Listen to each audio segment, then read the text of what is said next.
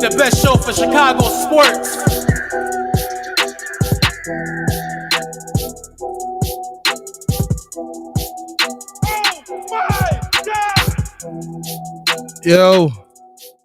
Yo, what's good, y'all?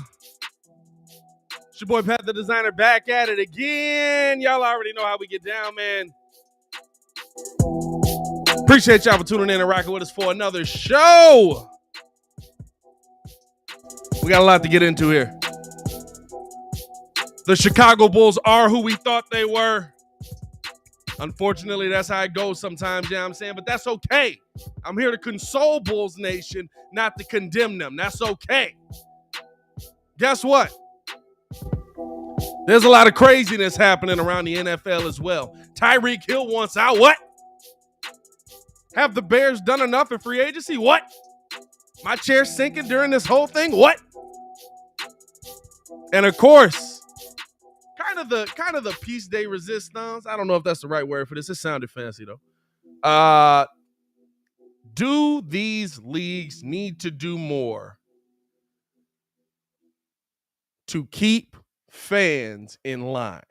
And notice I say keep fans in line, not keep the players in line. Appreciate y'all for tuning in and rocking with us as always, man. Hit that like button, subscribe to the page because we do talk Chicago sports daily on this channel. It's the only channel that's talking Chicago sports, how Chicago talks. Make sure that you get in tune with us, man. We appreciate all the love that you guys show.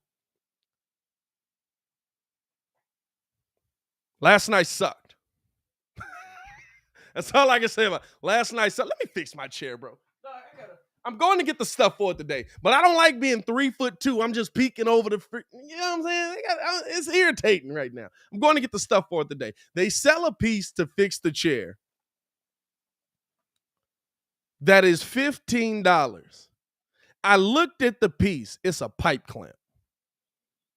I said, that is a $2 fix at Home Depot. I'm on it right now. We in the building. Like, y'all not finna finesse me. Hey, we getting to the white collar life, baby. Well, we still blue collar to the mug out here. Stop playing with it. Shout out to all the P1s in the chat, man. Baki's in the building. I see Robert Schwartz in the chat. I see Shay in the chat. What's good with y'all, man? As we welcome into the channel, and I'm sinking again. You son of a, look at me go. Watch it. Ooh. So trash, bro. As we welcome into the channel, man, somebody whose height I'm at right now. The man, the myth, the legend, the man formerly known as Ringo J, Mr. Stefan the Don is in the building. What's good? You gotta fix that expeditiously. You need to get that done now. ASAP, bro. Hey, during the show, I need to get somebody to deliver me the parts, What's good, y'all? No, appreciate y'all for tuning in. How you feeling today, Steph? I'm gonna introduce myself since Pat doesn't like to do introductions. Hey, oh, my bad, dog. Hey, listen, you can bring yourself in, and normally you bring yourself in, so I was going to wait for you to bring yourself in. Pat doesn't respond to text messages. I'm going to call him out on his show. He don't respond to text messages. He don't do nothing. He just like, I'm don't respond to text messages. Nah, he does. First off, when did you text? Oh, okay, all right. Exactly. Right. Hey, well, you gotta hold it. Well, you just got. Oh, that's on me. I got that one. My bad. Hey man, I mean, after the day I had yesterday, you know, I'm good. You know, pretty successful night, so you know, we all right. Oh Jesus, dog! Y'all was so spicy on Madden last night. It was ridiculous. I'm not gonna lie to you. I was like, good Lord, there's some hate in this one. This is visceral. Oh, Ringo actually won one. Oh, Ringo won, and he was trash talking Jalen, like, and Jalen just got to the point where he was like, "I'll never play you again." No. See, this is the thing, kid. I'm gonna clear this up for you right now. Me and Jalen ran a game. He was complaining because I won by 3. Muggs wanted to hop on the yard. I said, okay, we could just run it back. When you free again. He hit me again. After that, second game, he got ball first. They don't do the coin toss in the new Madden. I mean, no, he got ball second half. They don't do the coin toss in the new Madden. He was up 24-24, choked the field goal. I came back, threw the ball down the field to Odell for the game, and that's how the game ended. He choked it. He got a second game. Hey, now I will say this. In He got a Jalen's second defense, he said after y'all had played the yard to run it back, and you was like, nah, bro, you gonna hold that one. We played 2 games. That was his run back. That was his run back. Jalen's in the chat. Hey, J chat, Mart, if you thought this wasn't coming to the channel, bro, here we go. If you go back in the chat, I asked him, yo, what time are you going to be on? He said, I'm going to be on when I get home. He said, bet. This we have receipts of this. that was the second game. All right, since we're talking about football, and I know we have a lot going on because this is heating up tremendously. First of all, what the heck is going on in the league nowadays? What the heck is going on in the league nowadays when stuff like this is real? Oh no, yeah, no, that's I mean, listen. No, you don't understand. 14 seconds don't happen without Tyreek Hill. Yeah, I don't know what's going on with that. Hey, listen, it's the same thing I said as with the Bulls, bro. You can put in all the bids, you can do all the stuff you want to do. They still have to say yes. They have offered to make him the highest paid wide receiver in football. What else do you want me to do? like you understand the money Devontae Adams just got, right? Yep. But they've offered to make him the highest paid wide receiver in football. Here's the question. Why would you offer that when you have no one to get him the ball? No. The Chiefs have offered to make him the highest paid receiver in football. Tyreek Hill is talking about turning it down. The Chiefs have not offered that. No, they did. Fam, Ian Rappaport definitely just tweeted out another blockbuster trade. Chiefs would make superstar Tyreek Hill one of the highest paid wide receivers. Extension talks have stalled, and now Kansas City has given Hill permission to seek a trade. So wait, what's going on with Ian and Shefty? Like, is Shefty throwing? Is Ian throwing a lob? Is Shefty just dunking that mug? Because oh yeah, they've been working together for a minute on all these stories, man. I ain't even gonna lie to you. I thought it was competition, and I see them like retweeting each other. I'm like, wait a minute, what's happening here? So he's throwing a lob and Shefty. But nah, I say this because this is interesting, but this is where I see a lot more players finally saying, hey, you know what? I'm going to go get paid. Because this is not about winning at this point. You don't go to Miami to say, hey, yeah, I want to win. You go to Miami to say, hey, I'm in Miami. I'm getting paid. It's hot all year round. You're making a decision. He's got his Super Bowl ring. You're making a decision. That's what I mean when I say, like, we have to understand that, like, people can offer you the world. If you don't want the world, you don't have to take it. Well, it depends on what the world is to you. And that's, you know what I'm saying? Like, is it about what really trying to do? Get 200 M? Just not. I mean, essentially, probably, yeah. You know what I'm saying? Like, I'll be honest with you. I like players, controlling their own narrative. I like players. I like the NFL because I like it because of the news is coming from it. I don't care. He don't play for my team. Hey, listen, you telling me you taking a weapon away from Patrick Mahomes? Shout out to him. I'm not hurt. Hey, you know what? When I'll be hurt by it, if the Bears win a Super Bowl and then get to the point where somebody asks for 200 M's and they're like, I don't know if I can give you 200 M's, then I'll be like, man, I'm a little upset by this. We might lose my favorite wide receiver. Guess what? We ain't there yet. I don't care. Tyreek Hill, this is about making a decision. Like you said, making a decision that's best for him in his mind. It's going to be about, does he want to spend? Do the Chiefs want to spend the money that he wants to meet up with? And are they going to be able to essentially convince him to stay for either equal or more pay than what it is? You know what I'm saying? I don't think this is either side saying, we're trying to underpay Tyreek Hill. Like, the Chiefs aren't coming out here saying, like, we want to pay you the same as Allen Robinson got paid. I do You know what I'm think saying? it's something to consider, the fact that they paid Patrick Mahomes. In hindsight, they paid him market value. They just extended it 10 years, which is what people And don't understand. he'll be on a it's crazy as $50 million a year is to say. He'll be on a very team friendly deal by the end of it. So Very real quick, He kind of undersold himself if you really look at it. Yeah. So Pro Football Talk does say that it's gonna be the Jets and the Dolphins on Tyreek Hill, nobody else. The Packers are not involved, and the Chiefs are not looking for 2 first-round picks, but they're looking for a 1 and a 2. So basically, they want the Devontae Adams deal. But Miami is putting a lot of people on. I mean, they just signed Armstead not too long ago. 5-year, what, 75 million? What did he get? 85, yeah. 5-year, 85. 5-year, 85. So if they really believe 2 is it, I guess. I think Miami's going to get Baker, to be honest with you. Yeah. I think Miami gets Baker and they get Hill and they go make a run. It's not going to be a long run. It's not going to be a far run. It's going to be a jog. But I mean, it's a run. And you know what? That's the thing, right? That's the interesting thing, because there's going to be a lot of people that try to follow the Los Angeles Rams track record of it, right? Go buy your quarterback, go buy your receivers, win a Super Bowl, and you have to understand that is an anomaly.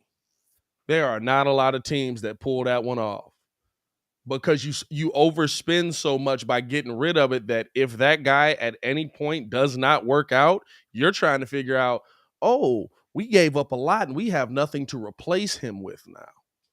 So that's now the anomaly. But the NFL's a copycat league. So you're going to see mugs like, I'm going to go buy my quarterback. So I'm going to go buy my receiver. I'm going to buy me a Super Bowl ring. You have to now, though. Because what happened in the past is players didn't get paid. Players didn't have the empowerment they have now. So the entire landscape of it all is changing. Now you not only have to buy him, you know, you have to buy him, and then the respect for these players has totally changed. We're no longer in the NFL of old. We're in a different era of NFL, and we just have to embrace it and roll with those punches. Not really. There is nothing, and the last couple champions kind of show you, outside of the Patriots, the last couple of champions kind of show you, hey, we're going to have to spend the money to do it. Tom Brady, they spent the money to do it. They did it, and they could have ran it back. Yeah. So, I mean, they about to this season. Hey, once you see it work once, and you say, hey, Tom got treated like an employee, but Tom won without getting treated like an employee, guess what? Here we are. And this may run its course for the next 5 years, and that's what's going to happen. I think the difference is, though, because that bill comes due. I think the difference is that people don't realize is, like, Los Angeles and Tampa Bay really didn't buy their championships. They got Odell Beckham for no money. They literally paid him in Bitcoin, and then Bitcoin crashed. So they legitimately got that man for no money. They overpaid for Matthew Stafford, who we all looked at in Detroit and was like, hey, that's a game-changing player. He's just on Detroit. But nobody looked at Matt Stafford and was like, no, he can't play football. He's a bad football player. We were like, Detroit's an awful city to play football in. Get that man out of there. Save his life. The Buccaneers got Tom Brady. They got Leonard Fournette for what? $800K? Nothing. They got Leonard Fournette for nothing. Like legit $800K, and then they paid him.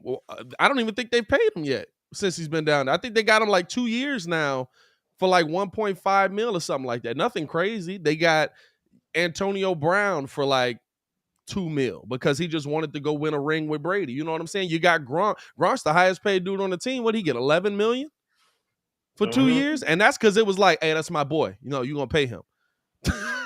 Like they really didn't spend on that ring. That team was there. That team that won the Super Bowl is very similar to the team Jameis Winston threw 30 interceptions with.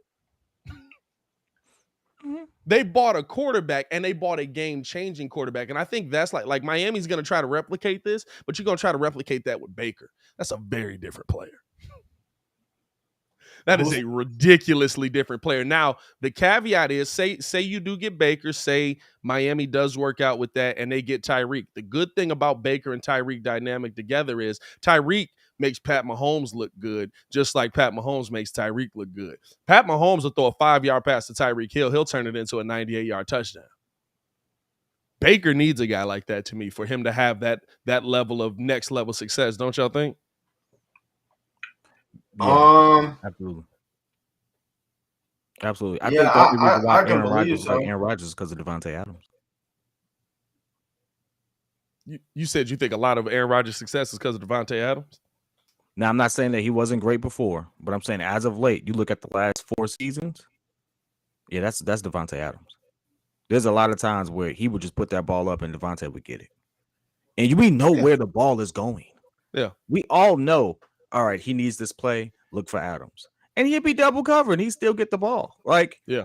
If it's not for that type of game changing player, Aaron Rodgers is not Aaron Rodgers. As we know him, he's not 2-time league MVP, not back-to-back league MVP, highest paid QB. Well, highest paid. Is he the highest paid? Yeah, he's the highest paid QB right now. Highest paid, technically. How the contracts work out is so weird. It's like he's got the highest contract ever, and it's like, but he's not getting a $500 million contract. Oh, well, per season, based on incentives, and when you sprinkle some crack dust on the highest paid quarterback What's ever. crazy Like, what? One of his second year contract, the second year of his deal is like $60+ million. His second year, he'll definitely be the highest paid quarterback in the NFL. By a large margin. He's gonna get paid more than a starter and backup. They said that Baker, no backup Baker on Mayfield, the team. Backup's your running back. They said that Baker Mayfield camp is they're talking to Seattle right now. And this is the weird thing, right? Because at this point they're probably just like nobody's giving you anything I'm looking crazy at it right now. Baker. That was 2 hours ago. No, right, I'm not saying you're wrong. You know, thank you for it, but I'll tell you this: Seattle is not where he needs to be. No. Whether it's where he needs to be or not, that's different. Pete Carroll's gonna eat that man alive. This is the thing, though. He doesn't have an NTC, so he's at the mercy of the team. I think he needs to realize that. I'm really glad this is happening to him now, because I think he does have a future here. I think he has a future. When I say here, the NFL. In the NFL, I think he's a great talent. When I say great, I mean he's a star talent. He has the ability to make the leap for star talent. I'm not saying he's going to be an all-time great. Let me pull that back a little bit. Reel that in. Great. Hey, great is a big word, dog. Great is a solid for Baker Mayfield. He should be in the I would NFL. say a little more than solid. I think he should be an NFL starting quarterback. I don't think he's a game manager. I think he has the ability to be a star, but there's level to stardom. You know, there's levels to start. Like, you know who technically should be a star but never got the love? He just got traded. Matt Ryan, stud, especially statistically. Matt Ryan is a stud. That's true. Matt Ryan was a star. Matt Ryan was just hanging out in the hood. Would you say this? Like, I think that Matt Ryan didn't get the love just because Atlanta just still so in love with Mike Vick. That is just like, and unless you delivered us a bowl, you're not finna get that love that you see. I hate to make these statements because it comes off so race baity, because it kind of is, but it's also a lot of truth to it. We in the urban community, black community, have kind of like the same prejudices at times. And if Matt Ryan was black, he'd have a whole different reputation. Yeah. When you put what he has done, the statistics, his completion percentage and stuff like that, if he was black, Atlanta would have embraced him totally different. I firmly believe that. Why do we think Atlanta didn't? I don't think they did. I think it would have been. I think we realized Atlanta literally just took the "we don't want you to go through this" deal in the trade. Y'all like, and you know how I feel about that. Atlanta loves Matt Ryan. Like, even if Matt Ryan be in the hood of hoods, like Matt Ryan be in Decatur, like they see that man posted up all the time. Like I don't think at all that Matt Ryan isn't loved down there. Is he loved on the same level as Mike Vick? No, but Mike Vick was a game. He was a video game character in real life. Hey, whenever you got a thing, listen. I'm down gonna be in honest with Atlanta you. called the Michael Vick Experience, bro, and it's like it was an actual ride, fam. Like, bro, I'm gonna be honest with you. I like Mike Vick more than most Bears players that have been in this city, bro. Like Mike Vick was that kind of player. Mike Vick was that level of entertainer. Like, this is all about being entertained. Mike Vick is more entertaining than most of what I've seen here in Chicago. Like, he's one of my favorite players just off of that. Is Baker better than Carson? Yeah, for sure. He's better than Carson for several reasons. Numbers alone, maybe not. If we're he said just looking at numbers alone.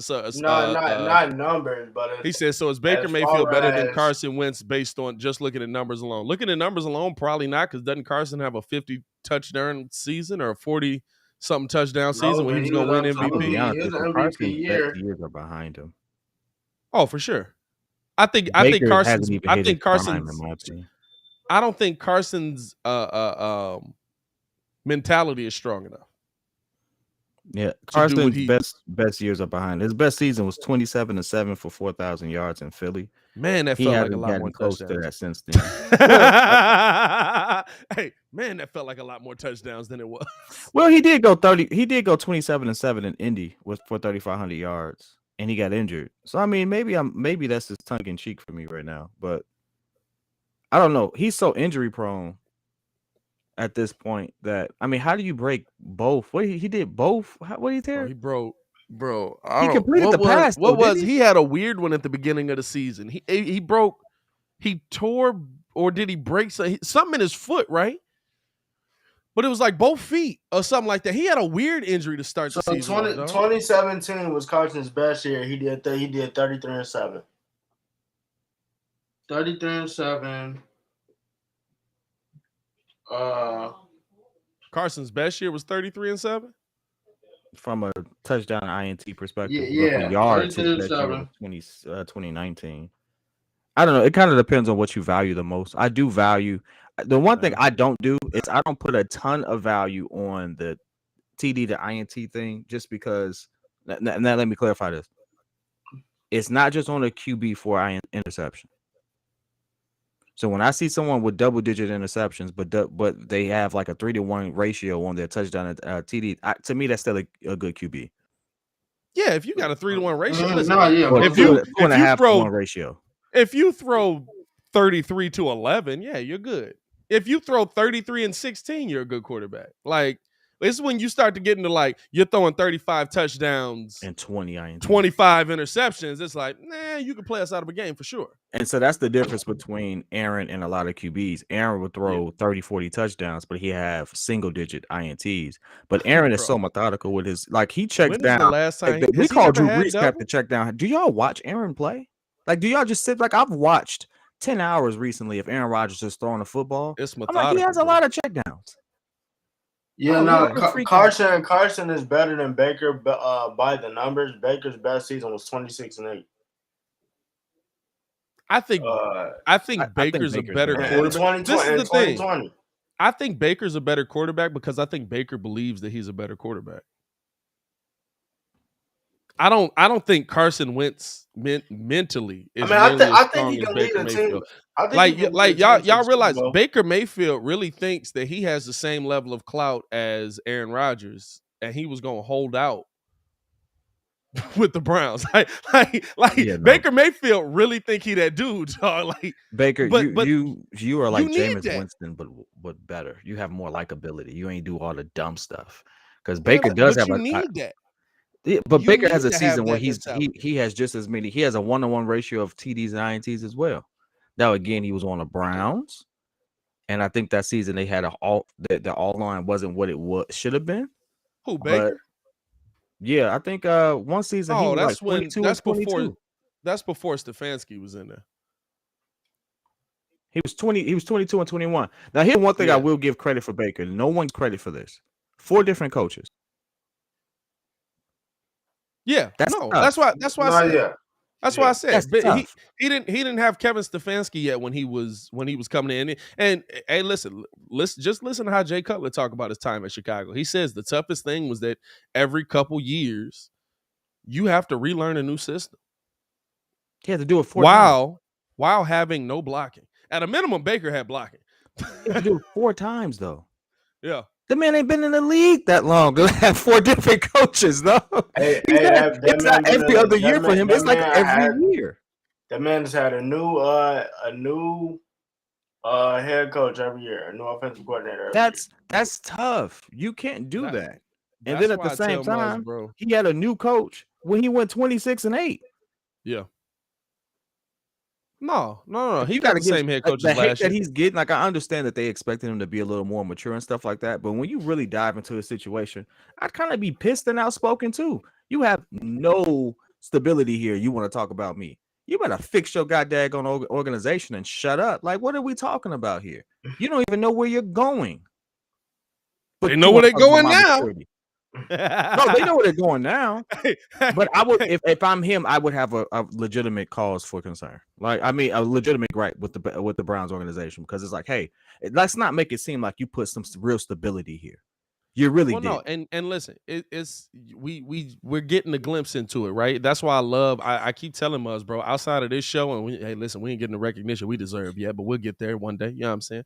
Outside of this show, I Am Athlete is the best show on the internet because it lets you know what these people are really going through and what they're actually seeing. And I'll say this, I didn't know about what's his name show, the one that had the Pivot. What's your boy?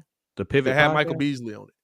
The Pivot podcast. Bro, I wasn't ready for that interview, bro. I didn't know about the Pivot podcast. But I mean, it's a lot of the same dudes from I Am Athlete, so it's not surprising that it's a good show. Them two, I like the fact that they did it. It's such a insight, right? And they just had what was Buddy running back from Titans, 2,500 yards. Johnson. Huh? Chris Johnson. No. 2,500 yards. No. You talking about you talking about the Pivot? Or you talking about No, I'm talking about I Am Athlete. I just listened to that it was last Chris night, Johnson. but he had cancer, right? That was CJ, bro. That was CJ2K. You said running back. That's CJ2K. Oh, I thought you were talking about Trent Williams. No, I'm not talking about Trent Williams. No, First of all, for him to be a back, linebacker, he got drip for a linebacker. Like, for him to be a lineman, you like, right, we really don't see him. Yeah, but I was for some reason I had his last name is Jackson. I don't know why. But yeah, Chris Johnson. I knew CJ2K. I'm like, no, he's right. But no. But when they released him, right, he was talking about what he went through when they released him. I don't think the episode's even out yet. Is it? I just watched it last night. Okay, full episode is out. Yeah. But he was talking about what he went through when they released him. And he said they knew I had an injury. They knew that I was doing everything I can. I never missed a practice. I was fighting as hard as I can to stay on the field. I stayed on the field, and they cut me. And they cut me with the stigma that we don't think that he's going to be able to hold up during an NFL season. And they knew what he was doing for the team. He had a torn meniscus, and he was going to sleep every day for a year with Game Ready on, which is like this ice pack machine, kind of like crazy. And he was doing everything he could just to give to the franchise to be on the field. That's why I look at Muzz like I understand the business side of it, right? It's probably not smart for the Atlanta Falcons to take a $40 million dead cap hit going into next season because it's going to be a wasted season. But I do respect them for doing it because they show respect to somebody that gave his all for the team. I do respect him for doing it. And so to me, like with Baker, there's a lot of people that's not out here doing that though. They're releasing Baker under the stigma that he can't do. And I think we all knew. We're like, Baker's playing hurt. Now, Baker wasn't exactly I don't know if Baker's the quarterback that'll lead you to a Super Bowl and he's the reason you do it. But if you put him in a position with players around him, he can be successful. And we've seen that from Baker. And so to me, like, that's what you want to see. You want to see him go to a situation like that. More consistent. Speaking of successful situations, if you don't mind, to pivot back to what we initially titled it, and shout out for all 58 people who joined in, and know because this was a Bulls topic, and we didn't talk about Bulls initially at Hit that all. like That was button, my mistake. But going to successful situations, you know, are the Bulls who we thought they were? Is this a successful situation for us based off of what our aspirations are, or is this, you know, as Pat has been saying, a good, you know, it's just appreciating the season for what it is. We got better, but we're just not there yet. What do you think this is? You have to allow stuff to develop. And in 2022, we're not afforded that anymore. Coaches aren't afforded that. Players aren't afforded that. You have to have room for development. I get in the NBA, you can buy players and get them to come in, but you know how you do that? You win. The Bulls are taking the first step. They're winning. They're going to have a winning season. Half the people that were in there losing their mind last night are probably going to be right back on the train if the Bulls run off 5 straight wins in the next 5 games, which is absolutely possible. You have to allow things to develop. Are we a championship team right now? Nah. Did I get a little overexcited on that? Did I say, listen, if we add this and add that and add this, we could be a championship level team? Yeah, I did. I got excited. You know why I got excited? Because my team was beating mugs with half of a roster, with 25% of a roster. There's a mentality that comes with this, though. You have to go through the struggles to get to the successes. See, Bulls fans, this is the thing I keep saying. We remember 90 through 98. We exclude that part where Michael Jordan is talking about losing to the Pistons. We exclude that part where Michael Jordan is talking about losing to the Celtics. We exclude that part where Michael Jordan was hailed as the Russell Westbrook of his day. A scorer can't win an NBA title. We forget that because 90 through 98. Y'all realize Michael Jordan was drafted in 84, right? Y'all realize that, right? Like the 84 draft, most one of the best drafts of all time. Ton of Hall of Famers. Y'all realize that. That's 6 years. I think the one caveat to that is Jordan didn't have a team to nearly 89, and then they won in 90. And then starts one of the most legendary runs you've ever seen. So I think that's the difference. But even with that, you still had to build that team and develop that team. This might be that team. But they don't know. They haven't won nothing. They haven't done nothing. We're seeing right now that as the mentality has increased, the Bulls haven't met it.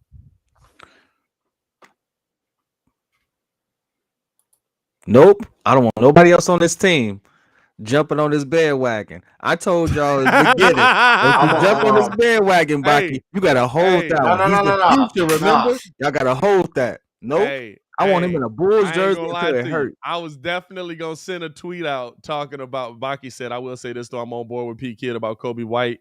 When he gets to this offseason, he got to go this offseason. I will say this. I was going to send a tweet out and I was going to be like, all of us that were on like, I don't want to get rid of Kobe White.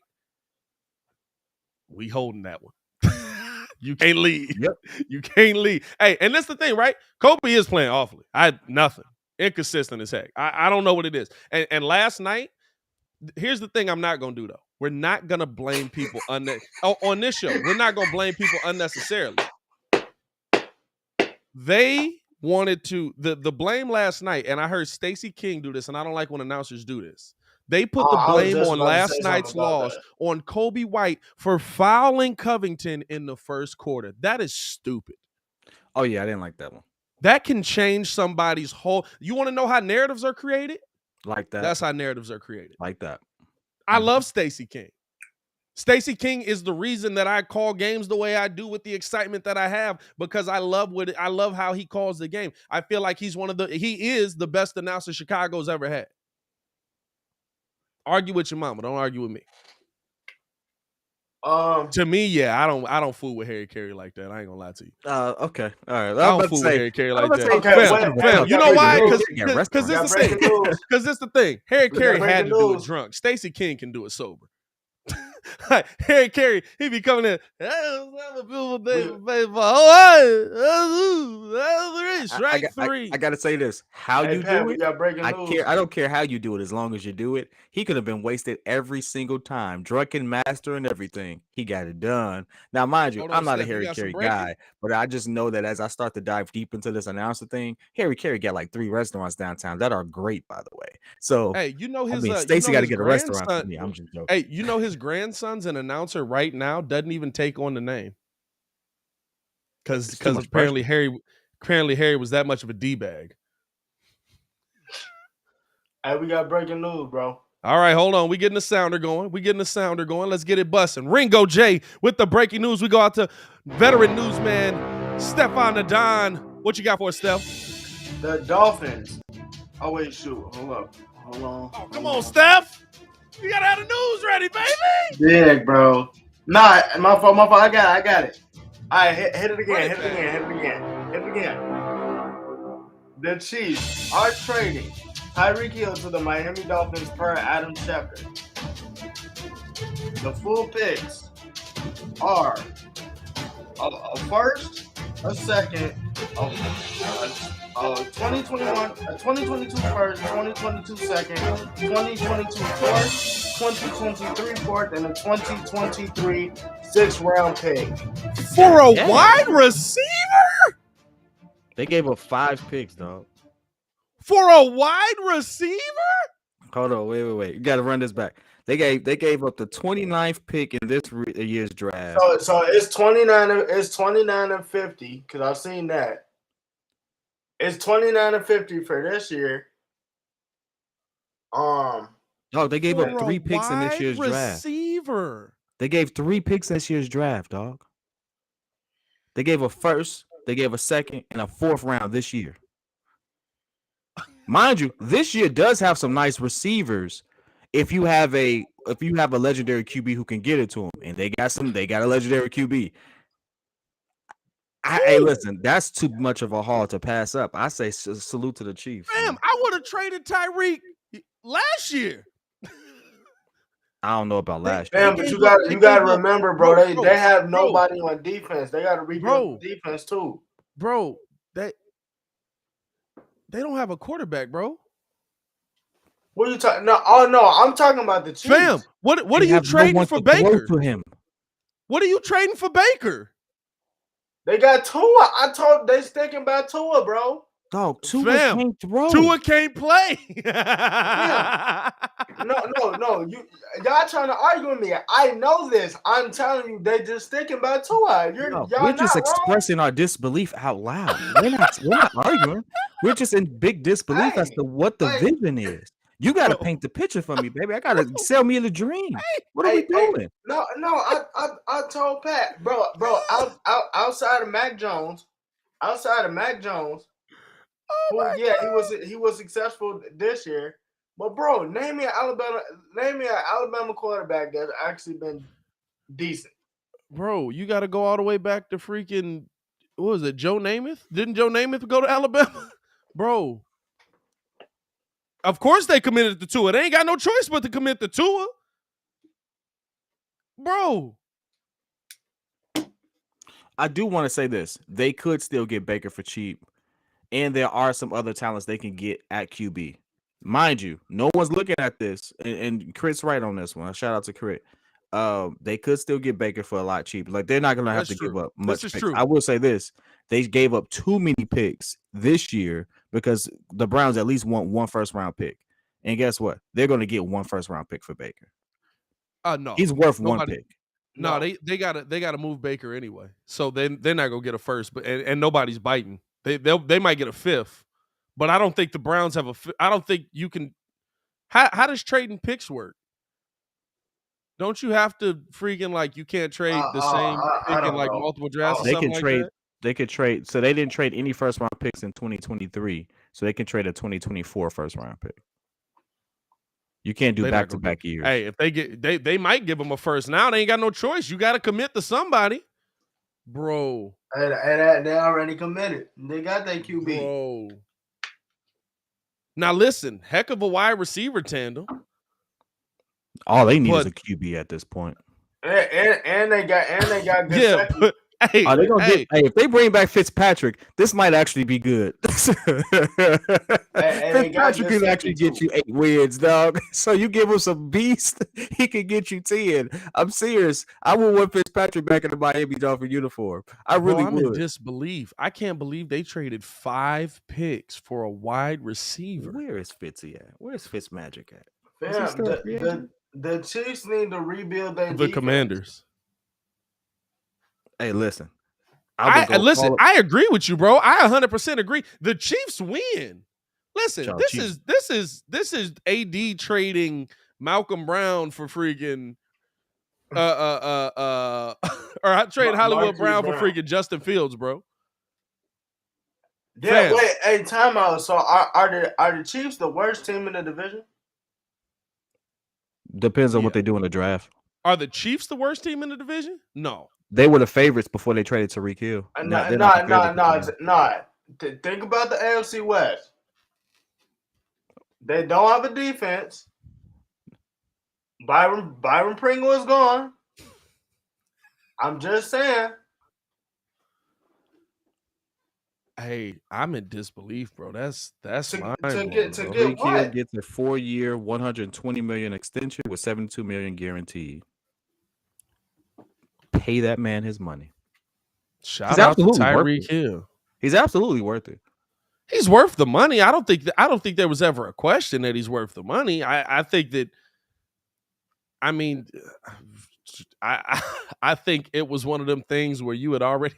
Now I feel like it's one of them you had already gotten a call that people were interested, and then you put the story out that we're kind of far apart on contract details. You know what I'm saying? Y'all want to give us how many picks? We got to talk to 5? Tyreek real quick. Get the Look, league on you the want phone. Yeah, don't worry 5 about picks, that, you're man. gonna give me 3 for this year? Fam, fleeced. Hey, listen. They're gonna rebuild that receiver Listen. core in a heart. Dog, they're gonna rebuild their Tua? whole receiving core in the same season they trade Tyreek Hill. Bro, Tua, make me eat my words. You cannot say that they are not putting you in a position to be successful. You literally now have the ultimate check down receiver. You literally now have a deep threat. You've got your left tackle of your future right now at 30 years old. You got a tight end. Bro. Hey, Muggs sleep on Mike Gesicki. Muggs think Mike Gesicki trash. Oh, Mike Gesicki cold. Now, here's the one thing I will say. This is where it's a double-edged sword when we talk about player empowerment and stuff like that. Because when organizations do go all in and they don't get the production, this is where you get stuff like, all right, we're going to cut people and stuff like that. This is where you get done dirty. Because guess what? The owners are absolutely paying these players. They're absolutely hearing people say, teams don't back their players. Guess what? You can't say they ain't did it with Tua. They back to 100%. They fired the coach. Cleveland didn't like Tua. Cleveland, for the most part, has backed Baker. Yeah, Cleveland. The Cleveland, coaching for the most staff part, is different. He has it right there. But Listen, they've backed him a lot. listen. So when you get the done dirty because you problem ain't with perform, I don't want to hear it. You get fired like the rest of us get fired. You just get millions behind it. I'm just saying, yeah, Jarvis Landry and Julio are still available, but Julio is still going to the Julio can't stay on the field. If I'm going there now, like I would have to be his number one. Outside. Julio is either going to the Bucks or the Chiefs. I don't see him going nowhere else.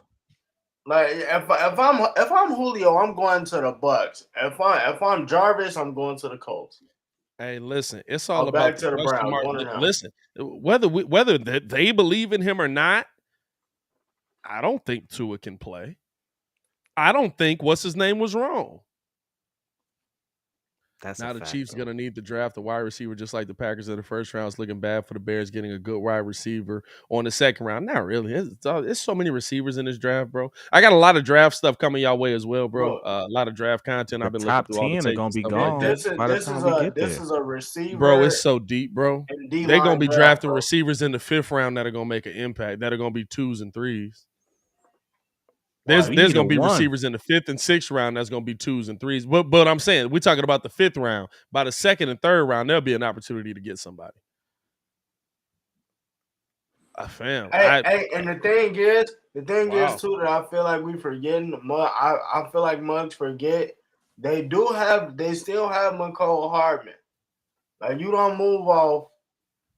I don't think you okay this unless you think Miko finally took that step where it's like, all right, you know what I'm saying? We got him in the building. I feel like he took that leap. I don't know. Maybe it's just me. The Chiefs are in a really good position. Like, I don't feel bad about this trade. Listen. Like, if the Chiefs got fleeced, I would be like, oh, why did they do it? They absolutely still have they won the best tight end in the game, or top 2 if you want to argue that. One of the best QBs in the game. You know, their team just clicked for some odd reason. They got a chance to rebuild everything around them as well with all the picks that they got back. Like, you couldn't get anything else but a king's ransom, and they got it. Fam, I'm amazed they got it, bro. I'm amazed they got it, bro. Cornelius, they got trade pieces now. They could trade them. He said those picks are not turning into Tyreek Hill. No, but you know what? You can survive moving on from Tyreek Hill by building up your defense. You've still got Kelsey. You've still got Mecole Hardman. You've still got Patrick Mahomes. Let's not get it confused. The guy who's the most important in all of this. You've still got Patrick Mahomes. The biggest question mark is still, is their offensive line fixed? Yeah, I don't know about that. You got enough picks to even draft for that. And now you got the picks to fix your offensive line. You know what I'm saying? Now see. And they just signed Juju, who has a 2, but still he's a someone who actually can make the league. But you know what? You needed it. Oh my God!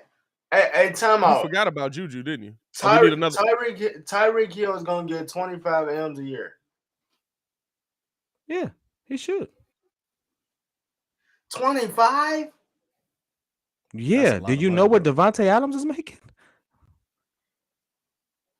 He's making about 25 M's a year. I don't know about that. Now that part I don't know about. I don't know if I put Devontae Adams and Tyreek Hill in the same class, but because they're not. As far as game changers, I say Tyreek Hill's a better game changer. I don't know about that. Shoot. I don't know about that. Hey, dude, listen. Tyreek Hill worked every bit of that money. Every bit of that money. Hey, listen. I mean, we're talking about, for me, it's a difference between $5 million. If it's 28.5. 28.5 million is what Tyreek Hill's getting there. That's crazy. He's the highest paid wide receiver in football. Every bit of that money. Hey, come on now. Crazy, bro. I don't put Tyreek in the same class as Devontae. Nah, because it's. Would you say he's even? Is he top 5? Who, Tyreek? Yeah, Tyreek's top 5. Let's see, Devontae. 1,200 yards. 1,200 yards, 1,100 111 receptions. I would say average yards is 11 yards. I would say Devontae. I would say your boy that we was arguing about yesterday, Cooper Kupp. Tyreek Hill has better numbers. Tyreek Hill's top 4 years than Devontae Adams. Yeah. Over the last 4 years, Devontae Adams had 1,500 yards last season. How many yards Tyreek Hill have? Tyreek has last 5 years, Tyreek has averaged just about 1,000 yards. Yeah, in the last 4 seasons, Devontae Adams has averaged 1,300 yards. Let's do it. Let's do that math online. Hold on. He had the one drop-off where he played 12 games and got 900. So if we go by the last 5 seasons, Tyreek Hill has cracked 1,000 yards 4 times, and Devontae Adams played 12 games and he got 900. So if you go by the last 5 seasons, Devontae Adams has cracked 1,000 yards 3 times. Tyreek Hill has cracked it 4 times. Craig, you petty, bro. Yeah, and he was what, 200 short or He was 100 3 short? yards short of cracking 1,000 yards in 2019. Let's be That's clear. what I'm saying. But kid, how many games? No, they don't, BJ. He got hurt. That's what I'm saying. He didn't play the full season. I don't see any problem with Tyreek Hill getting that.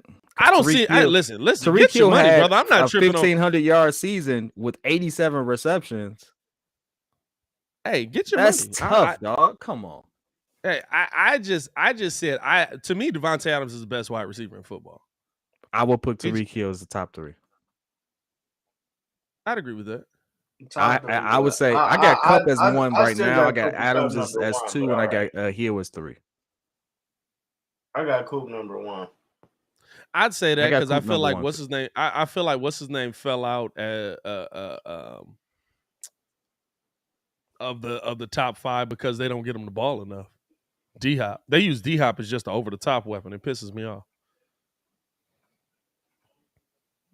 It's so wild.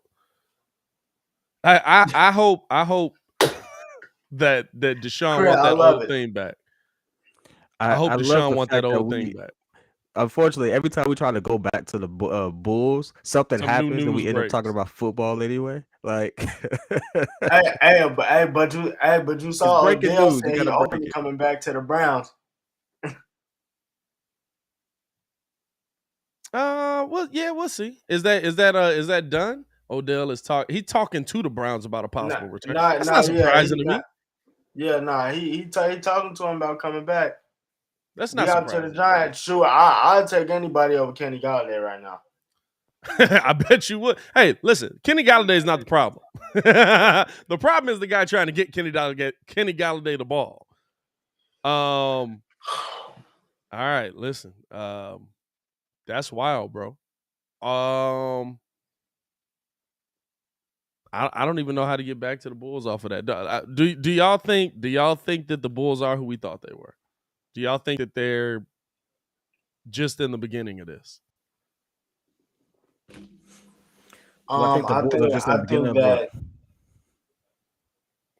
Do y'all think that we're just at the beginning of a process, or do you think that this is do you think that basically that this team is going to be built like how we've seen teams built? If they're not successful in the first couple of years, we're going to change. We're going to have major change in the organization.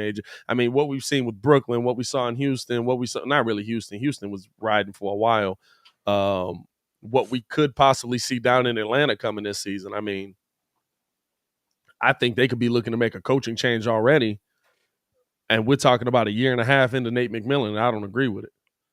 Okay, real quick.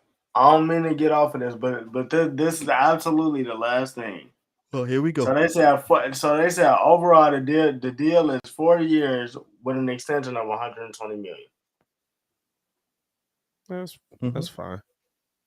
I'm not tripping on his money. I'm tripping on what they sent back. You know why you can do that? Hey, listen. That's it. That's if you believe in Tua. You know why you can do that? Because Tua's on a rookie deal. That's what you want to be able to do. Yeah. I want my wide receiver to make more than my money when he's on his rookie deal. Because by the time you fall off, I can ship you out and pay my quarterback. Oh man. I'm going to say this, controversial, but I'm willing to die on this hill. For the role that he's filling for us and what we got out of it, we could have kept Wendell Carter Jr. Oh, he was just talking about this the other day, bro. There we go. It's so dumb. Could have got it. Now listen, it's so dumb. Here's no. Here's the reason why I say it, because this is what I'm saying. Somebody has to take the back seat. Someone has to play third fiddle. And I'm not killing Vooch because Vooch is a good third fiddle. But if you're not going to use Vooch like you should be using Vooch, you should have just kept Wendell Carter and all that stuff. Because we're not using Vooch the way we should be using Vooch. I ain't tweaking because guess what? When we against, I saw it in the game. I watched the game last night. Vooch got off early against the Bucks. Then we went away from him. Why? Yeah. Why? No, I agree with that. How many games have we said the same thing? We go to Vooch, then we go away from him. Go to We Vooch and said go. that So if you're about not what, gonna use them, why did you 30 trade for him? some games this season? Yeah. Why did you trade for him? No, I agree with you. That I do 30 agree with. some games this You need season? to use Vooch more. You need to figure out Vooch more. If you're not gonna play it inside Jay out, Chris everybody like. And here's the thing though. But as soon as I say the facts, everybody's opinion and their soul changes. Don't worry about it. I know I can down the hill alone in No. public. But in your Hey, soul, listen. what I I just don't said agree makes with. sense. I don't agree with you at all. I would rather have a better player and not use him than have a worse player and not use him, because Wendell Carter is absolutely a worse basketball player, and that's okay to say. But I do agree that we're not using Vooch the way that we need to, and I think that's a Bulls schematic problem. If there's anything we can put on Billy, I think that's the one thing we can put on Billy, that he doesn't focus in on the hot hand. The thing you notice with Brooklyn is when Kyrie's cooking, guess who's touching the ball? Kyrie Irving. Here's why I'm coming with this take. Well, Is Wendell Carter not more athletic? Sure. yeah. Has he not taken a step forward in his game? Sure. He has. Yeah. When he plays Vooch, does he not seem to dominate Vooch? They call it Sure. personal, whatever. But he absolutely. Yeah. Have you all watched Orlando play? Yeah. You know I what I'm mean, saying? we seen 50 get dropped on their head religiously this season, but you know. You know why I don't really like we see 50 get dropped on their No, head. That's from the perimeter. I was just making a joke. Okay, Kyrie dropped 8 threes. He didn't get 8 whole legendary layups on Wendell Carter. He dropped 8 threes. He torched their guards. They was still attacking the paint. He was still cooking in the paint. He was still cooking in the paint. Lot of attacking the paint. Watch the games. If you watch the game, if you even go back and watch Kyrie Irving's 50 and 60-point game on Orlando, watch the deep base. It's all perimeter based. That's what makes it so crazy. He torched them from 2 and 3 from the perimeter. It's not a whole lot of in the cup on your big man. He does have some. Don't get me wrong. But it's Kyrie. He finishes on anyone in the league. But he torched their 3. But if you watch the games, you watch how Wendell has progressed, he's gotten better. He sucked with us. And that's cool to say. But you know who also sucked with us? Campaign. I disagree that he's gotten that Campaign now when Chris Paul is down has an average of, he had a couple of stretches where he was averaging 10 assists a game. He's averaging 10 assists right now. People can change and evolve in the league. That's a very now different Campaign play. is different. He got don't better. Get me wrong. He got better. Campaign to me is still Huff. Don't get me wrong. He said, Wendell to me honestly makes more sense, and he has evolved in his game.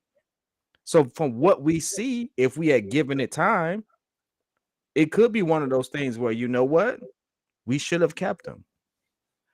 I think that for me, I feel like I'm with Pat on this one, because it's just like I don't think that they need to go back and look how other teams run the pick and roll. I would say somebody like, you know, Memphis, or you know what I'm saying, what you know Atlanta does with John Collins, at least a little bit, because it's not the Bulls don't run it well to me. Like the Bulls don't run it like anybody else in the league to me. I feel like that's one of the issues. Cause yeah, they don't give Vooch the ball when he's hot. The other thing is too, I was listening to I was watching the game yesterday, and I just heard them talking about the effort, and Muggs like, did anybody else hear them say, "Oh yeah, I'm proud about the effort that the team put forward"? And I'm just like, hey, bro, you do know that they getting clapped right now. Like, not only did they get clapped, Pat Connaughton is taking you to Pat Connaughton and Grayson Allen is taking you to the basket. Troy Brown Jr. Drew Holiday was putting up some stuff where it was like he was getting fouled the whole way, and it was just falling. Hey, that's different. Drew Holiday is just strong as heck. The players you can't do nothing about don't bother me. You can't do nothing about Giannis. For everybody that comes out and they're like, they need to do this to stop Giannis. I need y'all to go down to the NBA main offices start applying for jobs. Because if you figure out how to stop Giannis Antetokounmpo, you need to be an NBA head coach. There's a reason y'all sitting here on YouTube with us. Because we can say, oh, Billy needs to adjust this and do that. Did y'all see the shots that Drew Holiday and Giannis was hitting? Let's talk about things that actually matter that we can stop. They hit some unbelievable. And another thing, Pat Connaughton coming in and torching you up. Now, granted, he only hit 3 shots, but they were 3 shots that hurt you. Yeah. I want to bring this to light too, because DeMar DeRozan and Alex Caruso both said this. It's not a talent issue.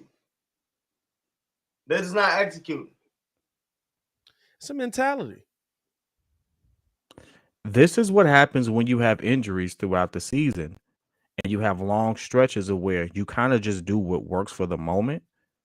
And that when you finally get everyone available, you get lost in it. You got to really realize that a lot of good things happen to this team. Like if we don't have the injuries we have, Ayo doesn't take the leap that he takes. Yeah.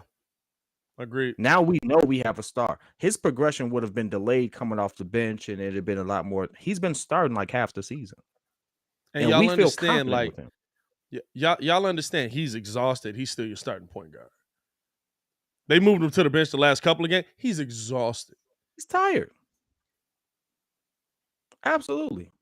Like, it's hilarious to me. Like, here's the thing, right? The mentality raised and the Bulls didn't raise their mentality. And that's the problem. Like, you can't – Zach LaVine is one of the best scorers in the NBA at 70%. Zach's not healthy. And he still dropped 30 points the other night. Now, versus these better teams, guess what? He's not able to do that because they have players that are on his level. They have better when schemes. We play the I think the thing is, right, like, the shots that normally fall for the Bulls on teams that are on our level and have fallen all season don't fall against those better teams. But we keep forcing them. We don't change it up. We don't go to the hot hand. That's my biggest problem with Billy. There's not a demand to go to who the hot hand is. And that's always been Billy's problem. There wasn't a demand to go to the hot hand when you lost 3-1. Right? But it's a growth. It's all a growth.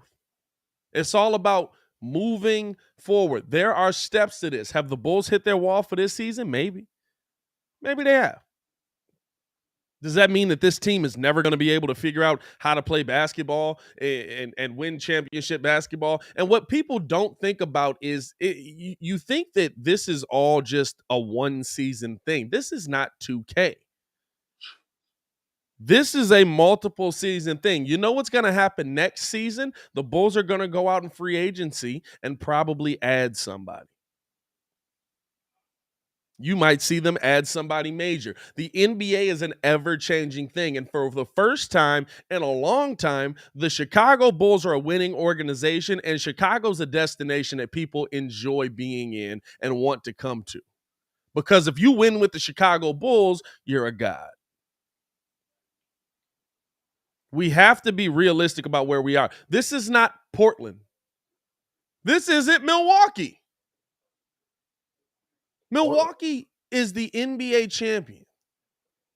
Wait, Portland? Yeah, Portland.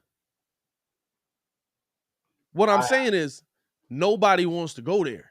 Oh, okay. I'm like, hey. Milwaukee's the NBA champion. And the best player they got this offseason was who? Now, granted, you don't have to add a ton when you're the champion. You don't want to change up your core when you're a champion. I would say Robert Covington. They didn't get Robert Covington. No, Robert Covington's on the Clippers. I mean, they tried. Now, I was talking about, like, you talking about pickups or?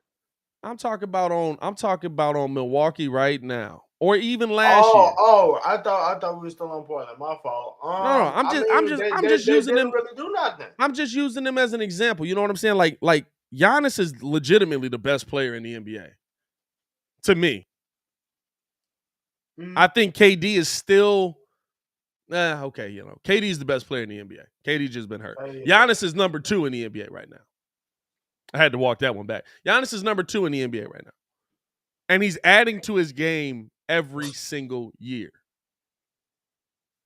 And Muggs don't really want to go to Milwaukee. In fact, your best player said, hey, I'm going to go to – your best defender said, hey, I'm going to go to Miami.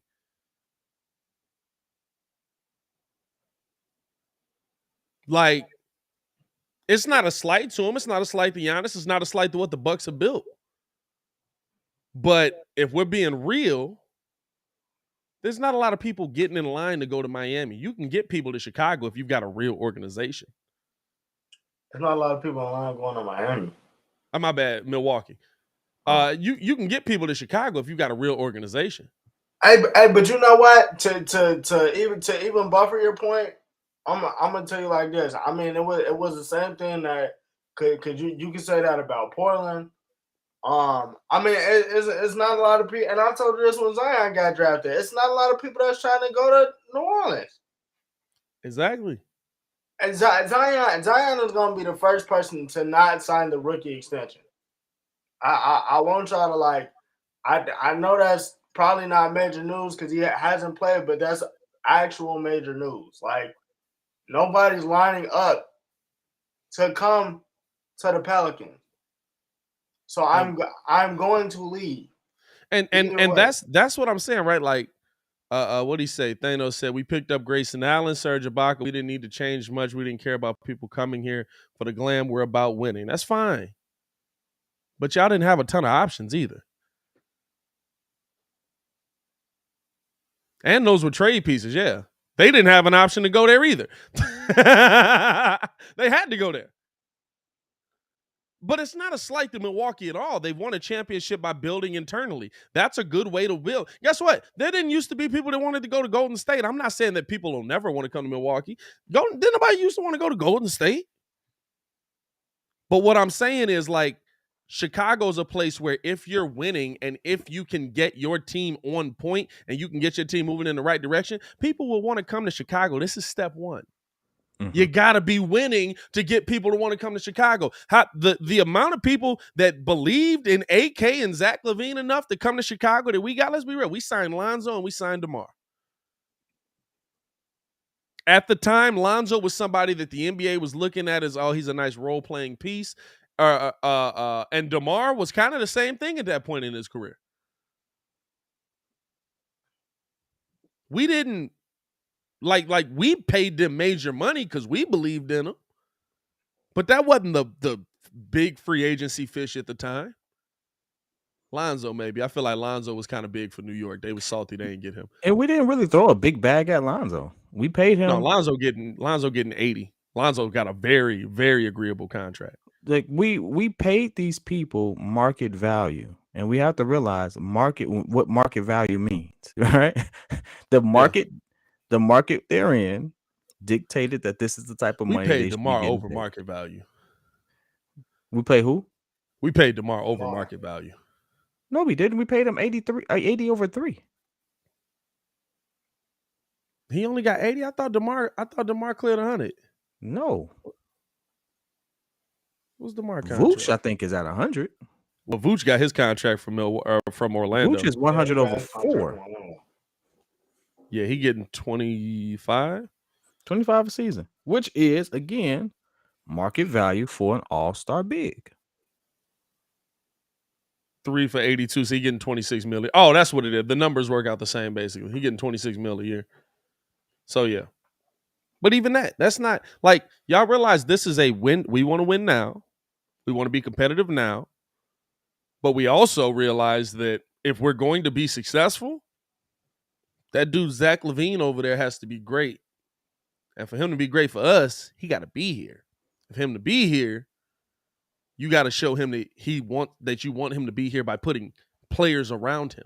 Someone between the two of them has to say, hey, you have to go.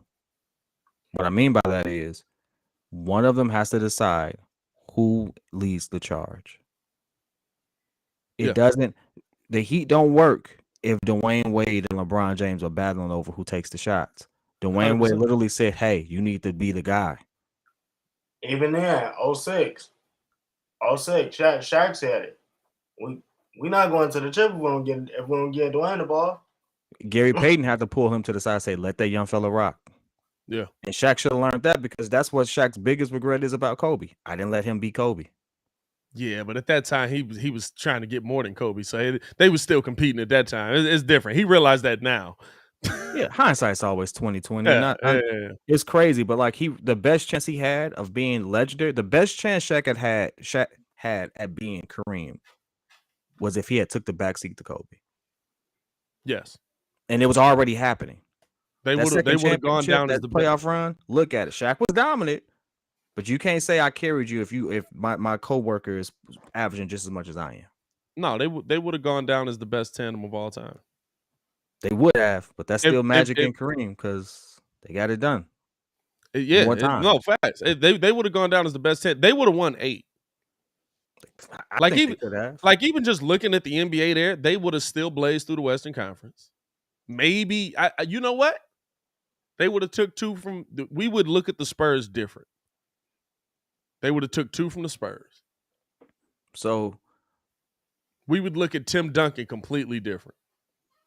Zach, I keep telling you, when Zach plays aggressive and Zach stays in the hunt and on, you see what happens. DeMar isn't having as efficient of a game, right? And Zach can't play as aggressive on the second of a back-to-back. Someone has to do it. You can't have 2 wing players that need the ball like that succeed. It hasn't really worked. It didn't work in Portland. Zach has it's barely working in Boston. Name a last time. It doesn't even really work in Golden State because Steph is a point guard. Steph is a point guard. They don't even play him like a wing player. Yeah. Which is why you don't have that tandem of Steph and what's that man's name? Clay. Thank you. I got you. But it didn't work. Like, look at the only team that had a very similar setup was Dame and CJ. It didn't really work. It worked, but it didn't. They got far, but you know what? They couldn't get over the hump. But you know what the thing is though? I feel like Ime Udoka, like if you want to talk about the Celtics, like Ime Udoka told them, hey bro, even Marcus Smart told them, hey bro, all y'all gotta do is stop playing in the crowd. Y'all don't have to play in the crowd. And just make sure you pass the ball and trust your teammates. Like, yeah.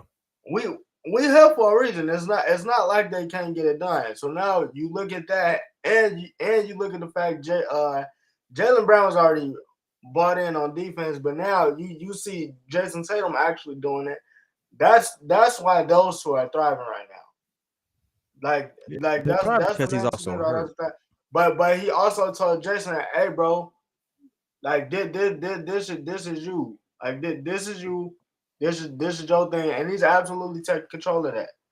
Yeah. So for that, I gotta give him credit. And to me, like I look at their games and I say that the they play different enough for it to work, right? They play different enough. DeMar and Zach. They play different enough for like DeMar. Like let's be real, Zach is a 3-point shooter. Zach is a 3-point specialist.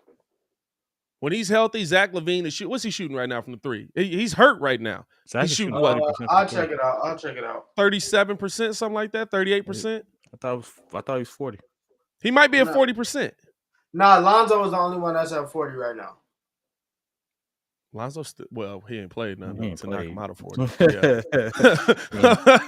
How's he at 40%? Taking no shots. We're gonna finish out this season at 40%, and that's why I always respected Kyle Korver, right? Because Kyle Korver, no, he's directly at 40. It's just 40% not now. Zach LaVine.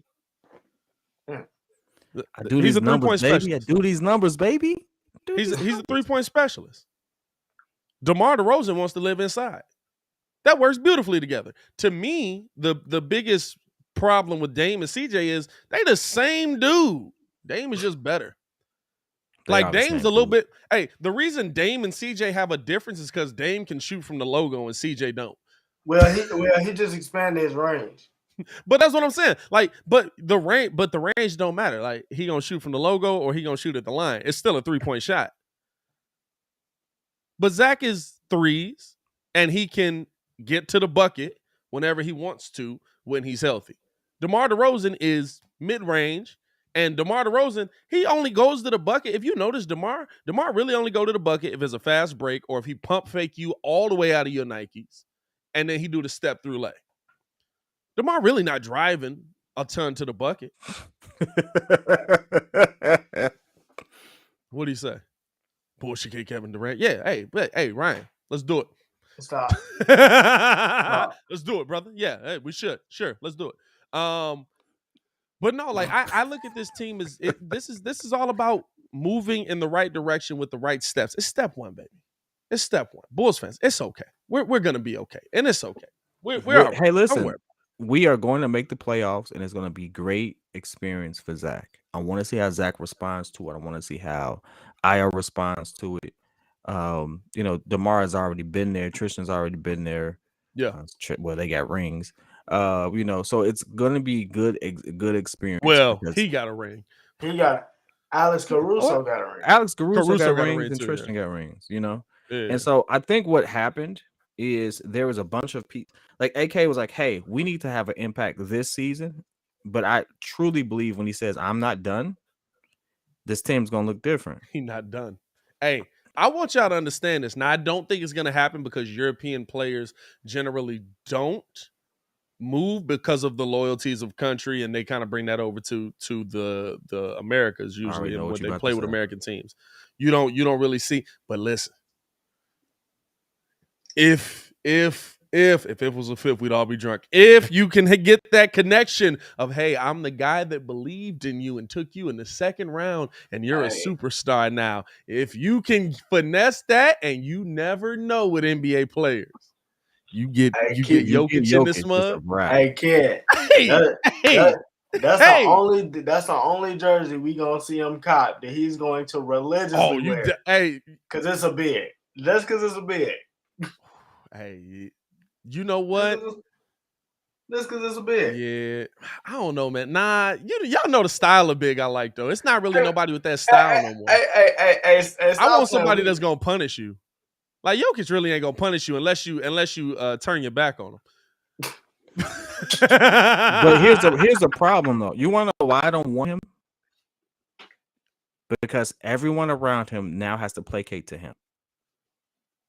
Yeah, he becomes the best player on the team.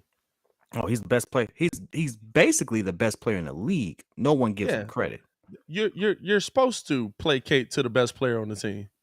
So how they use Vooch versus how you use Jokic, you gotta understand. Big man, that's not happening. It's totally different. But the thing is, Vooch on this team is probably the third best player. Maybe. Probably out of the three of them, though, which is the sad part. Out of the three, I'm probably the best facilitator. The part that pisses me off is that they don't use Vooch. They don't have confident enough shooters on the team to use Vooch the way that Vooch would be great. And the biggest thing is, like Kobe White last night, Vooch found Kobe White 5 times. In the post, gets the ball down low, boom, back to the basket, double team come, kick it out, wide open, Kobe White, ping. That's how you lose a game last night. Like, everybody's like, Kobe White foul in the corner. That was stupid. That's a bad narrative. Don't start that. You lost the game last night because the Chicago Bulls, like they haven't done since the Sacramento game, since really before that, but since the Sacramento game, they don't knock down shots. How'd you get down 20? It wasn't because Sacramento was running you out of the gym. It's because you went down on the other end and you were putting up terrible shots. And they were open shots and you were missing. How'd you lose? How'd you almost listen, if Toronto played better, we'd have lost that game. Fact. The reason we won the Toronto game is because Toronto also was missing shots. If Toronto wasn't tired, they would have lost. The best facilitators on our team is the rookie. Ayo finds Vooch in that pocket every rep. He runs that pick and roll with Vooch to perfection. But the thing is, But the thing is, off of that, like that's where it starts, right? You need a great facilitator at point. He kicks it to Vooch. Off of that, Vooch finds a wide open 3-point shooter so often, and they miss. Hey, I'm gonna say this though. The Nuggets team right now, and if you add Jokic to this team, I mean they do look. I'm not gonna say they're mad similar, but they do got some similarities. It's the same team. No, you can say it, mad similar. Like Zach LaVine is Michael Porter Jr. Javonte Green, Jeff Green. Like they're going to play defense. It's the only reason why I don't see it happening is because MPJ coming back is a big deal. I know it's gonna be next season, but this season is done for Denver. All right, he's gonna grab his jersey too. He gonna grab Michael Porter Jr. coming back. I grab an MPJ jersey. And I've been Jamal watching Murray, who people like to write off, but Jamal Murray is who we hoped Kobe White would have been. Jamal Murray is leaps and bounds better than I just feel like they won't win there. I don't know if here's the thing: Jokic isn't coming here because the money. You see a lot of the European-born players; they stay where they at. You haven't seen a lot of our European-born stars move. Like I don't think we've seen any of them move. To be honest with you, they traded Sabonis. Sabonis didn't want to leave. Yeah, plus he was in the best situation. Indiana just wasn't trying to be patient.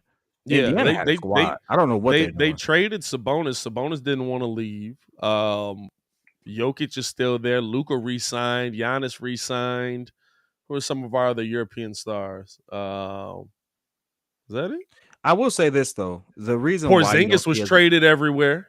The reason you don't see a lot of movement there is simply because that ownership, that coaching staff, when they see that value, they go all in. There's not, Giannis. People don't even talk about this. Giannis has his brother on the team. He had both brothers on the team at one point. Hey, what Chuck he said? Has his family in the league. Chuck said. Hey, Chuck said, long as that man's still playing, they'll always have a job.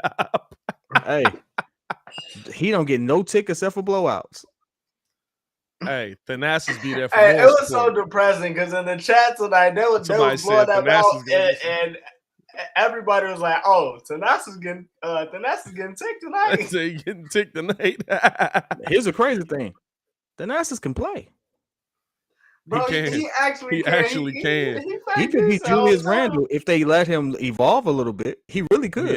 He actually can play. But even that, like Thanasis want to be with his brother.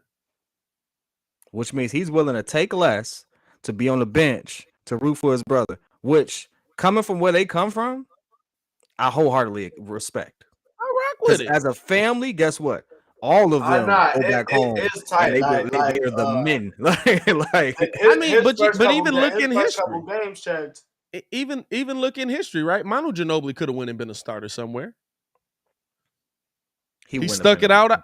He stuck it out in San Antonio. His best opportunity was in San Antonio. Whatever ever, bro. His best opportunity to win a ring was in San Antonio for sure. But he could have went and been a starting shooting guard on somebody's team. And in the early 2000s, it was still about the rings. Manu would have started, bro. That man would have been absolutely dropping people off. He'd have been dropping us off.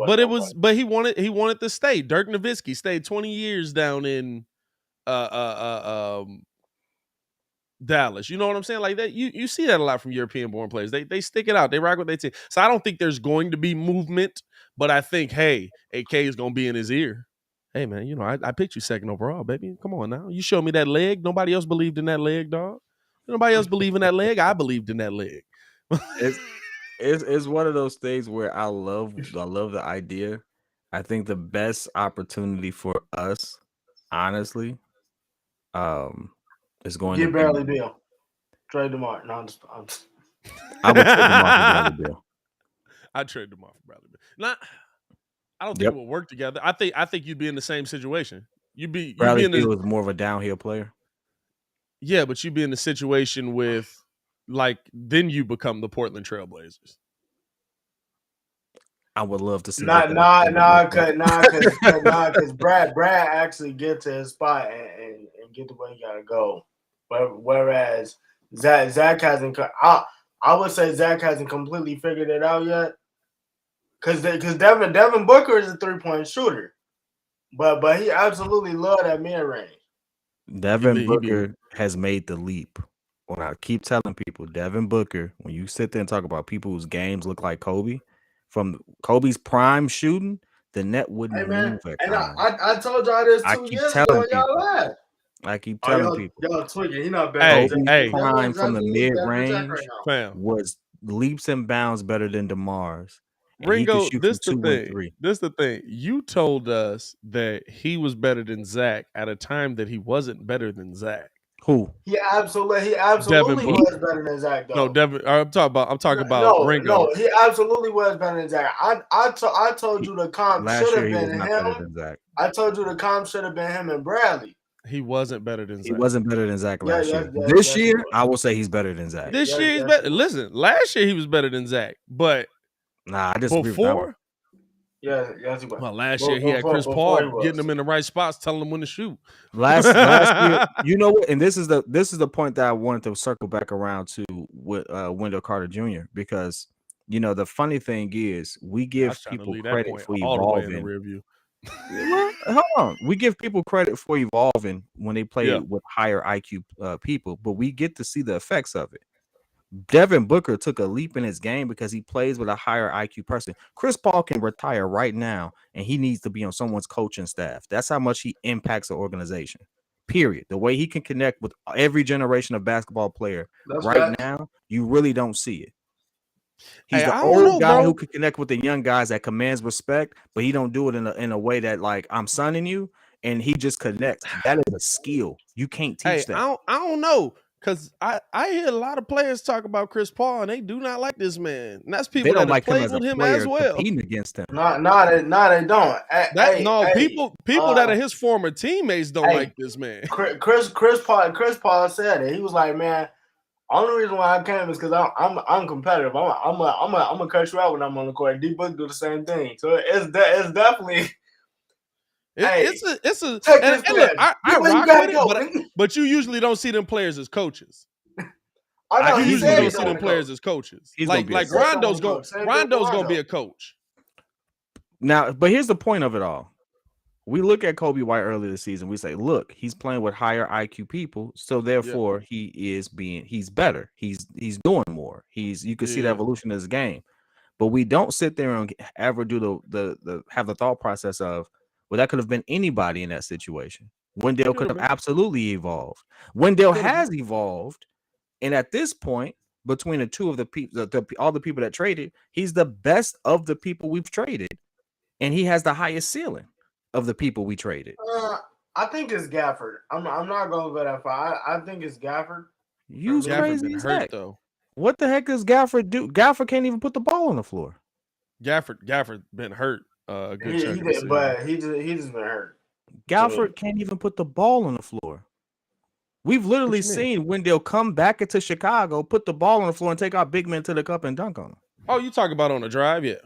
Like, no, Wendell has a skill set. Gafford is Taj that Gafford doesn't have. Gafford is a rim runner. Yeah, Gafford's That's cool. I'm not that there's a place for him in the league, but he's not going to have the offensive skill set as Wendell Carter. Yeah. So it could be one of those things where I love Vooch, but Vooch is still going to be on the decline. He's not going to get more athletic next year. No. And what do we get? Them 2 dunks a year. What's our problem? To 1 dunk but you know what? Athletic bigs. What happens to our interior game? But let's be real. Why did we get exposed? Why did we get Vooch? Oh, we needed a scoring big, and he is a scoring big. At the time, he was more mature in his game than Wendell. I get it. But here's the thing. We got him because, like you say, he's more mature in his game. You want to show Zach we want to win now. We're not trying to win 5 years down the road. We want to win now. There's some people that we are going to keep. There's some people that we are going to hold on to. But if these guys aren't win now, then it's not going to work. You know what I'm saying? Like, so they end up moving on from Wendell. They bring Vooch back. That's okay. And listen, it's not like we gave the world for Wendell. What Wendell turned it? Orlando got that first round pick. Who they get with him? Orlando?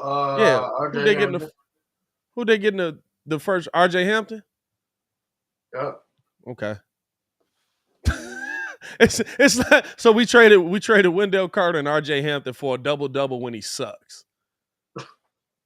And I'm talking about like when Vooch has had his worst games, when Vooch has had the most awful games of the season.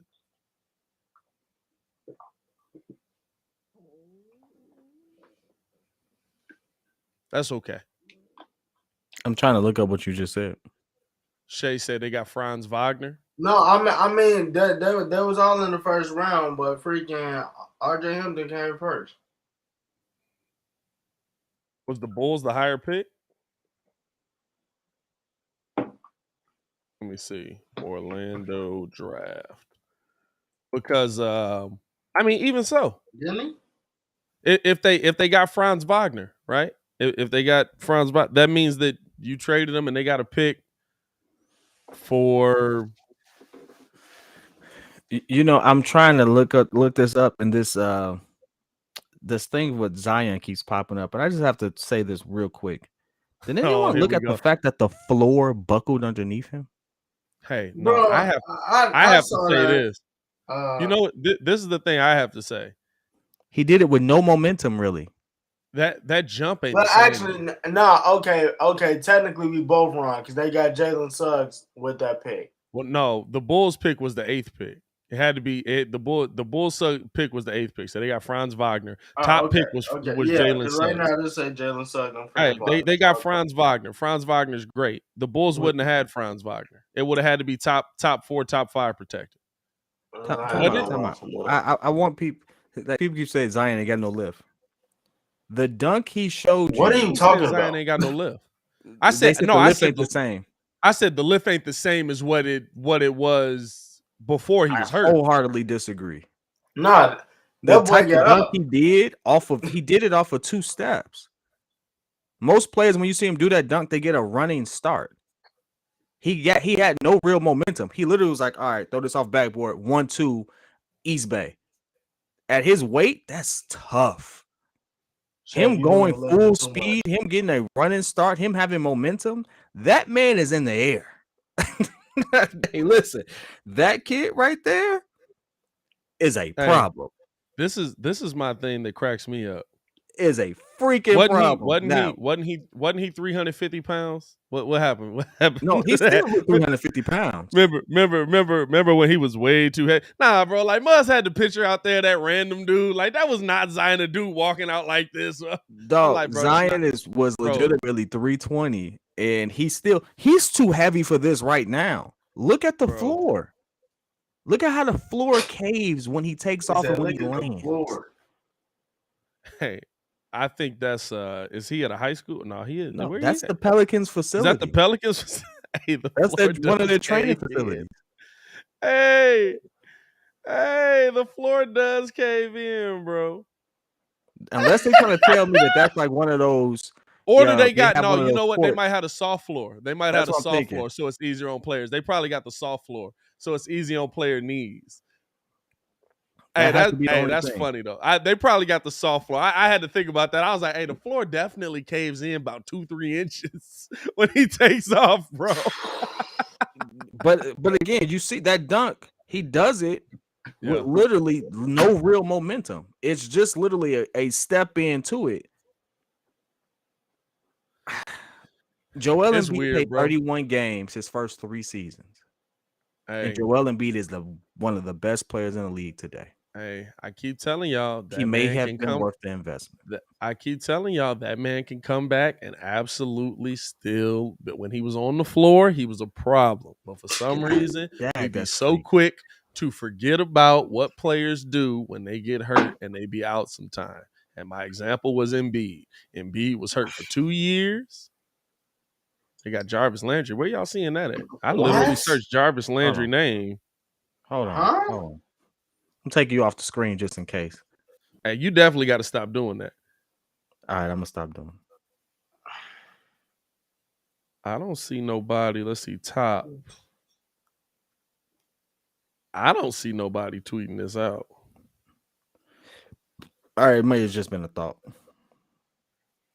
Now he might be in talks with him. Stop doing it. Okay, that's on me. Anyway, chat, we have to stop doing this. No, kid just got to stop putting the comments on the screen when he see them. Kid live in the chat, dog.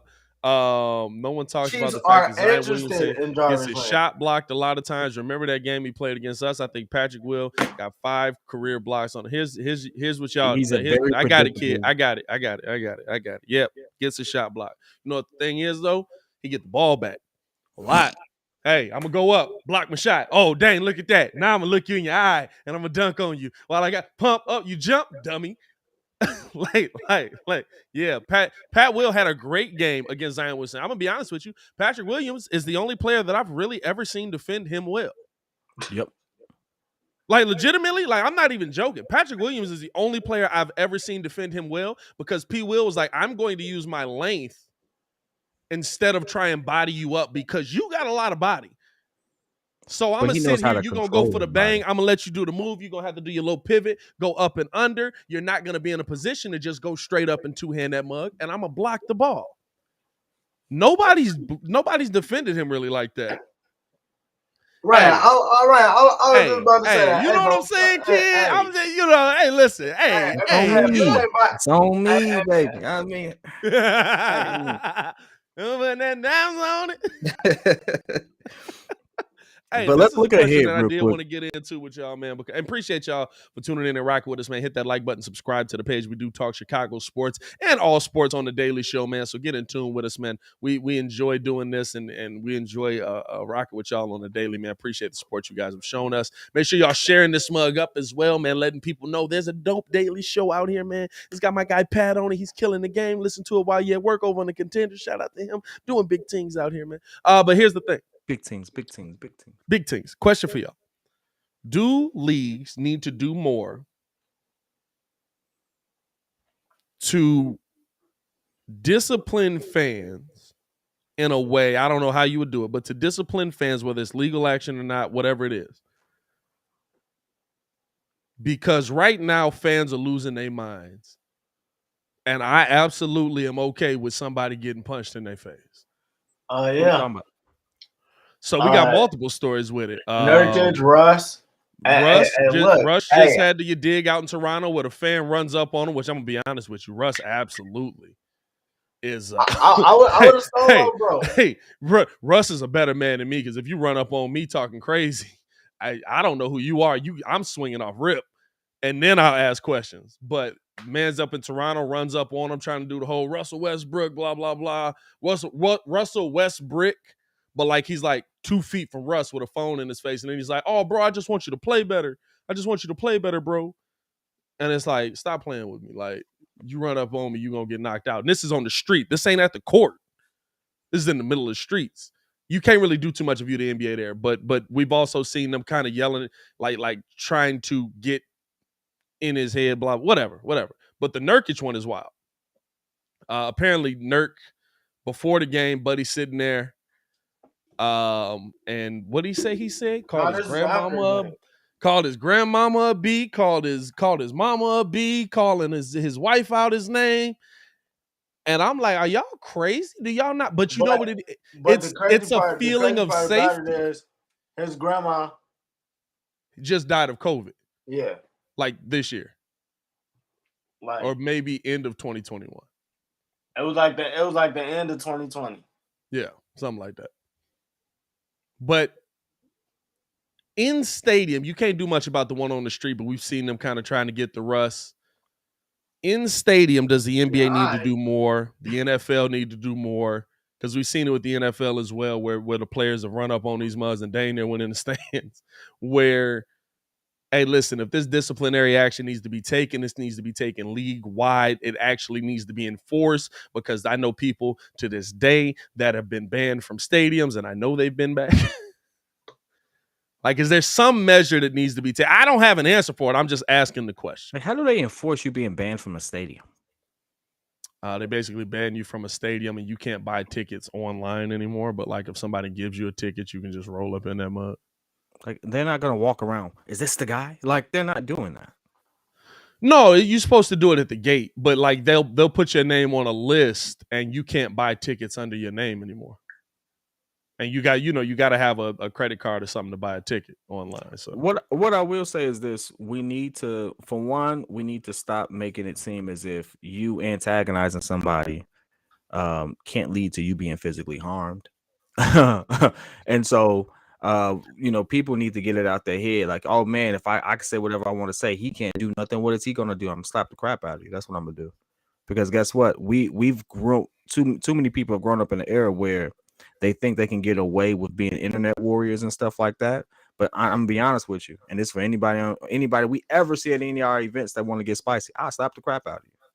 Like I really, I beat the brakes off you. You roll up in my face talking crazy. Like that's not no. When I'm we say pull up, it's for real. Raised by those men. We will put hands on you. And guess what? In the 90s and the early 2000s, people saw that you could get hands put on you.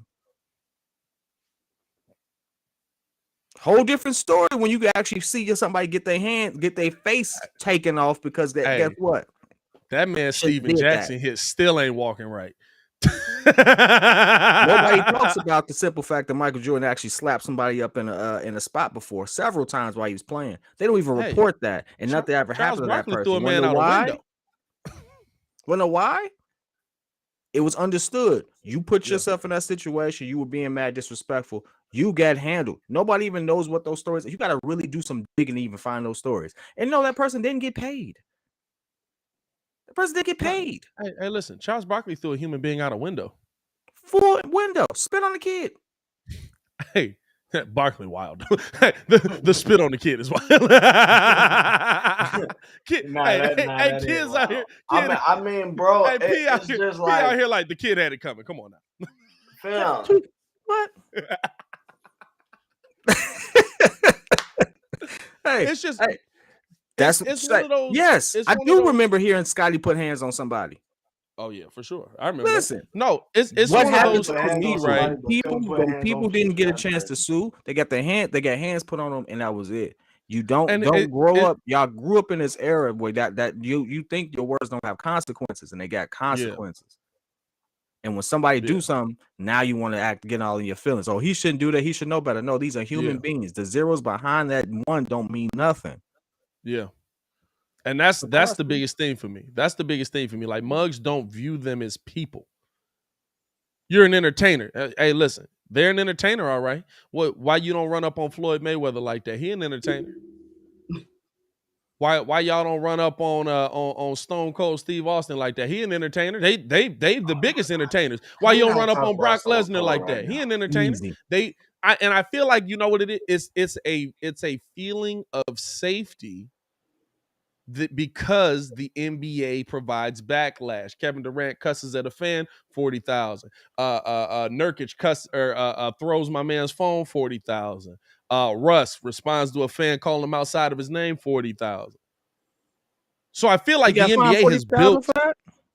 Yeah, they fired all three of them. I think KD got 25K. I think KD got 25K for cussing that buddy. I would literally sue the NBA for that. Don't fine me for something I'm responding to what these reckless fans is talking about. That's stupid.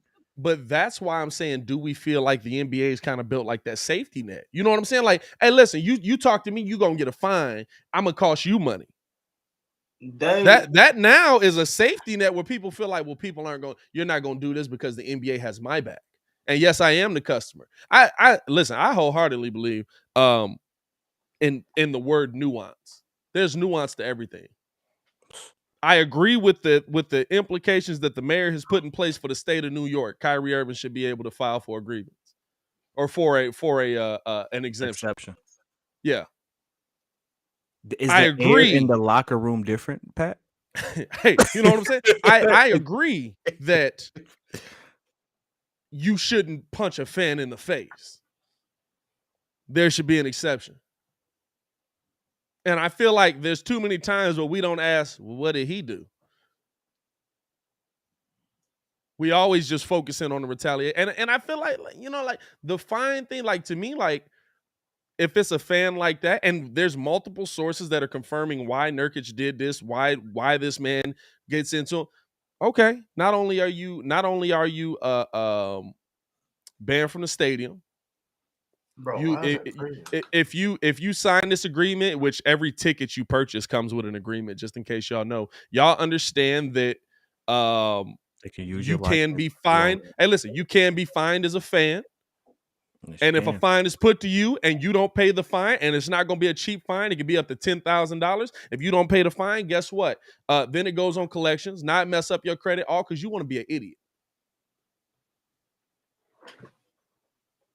Guess what? Like I'm all for that, because if y'all want to, we view players like they're not human beings, and I don't respect that. We view these mugs like they're not human beings, and I don't respect that.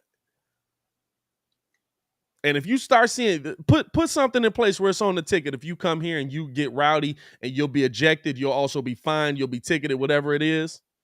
I bet you these mugs will start shutting up.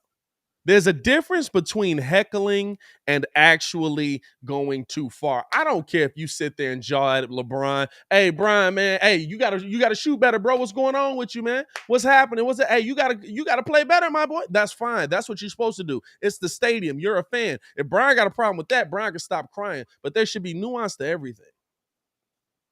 I just don't like the Russell Westbrook situation, bro, because it's like we not on the court.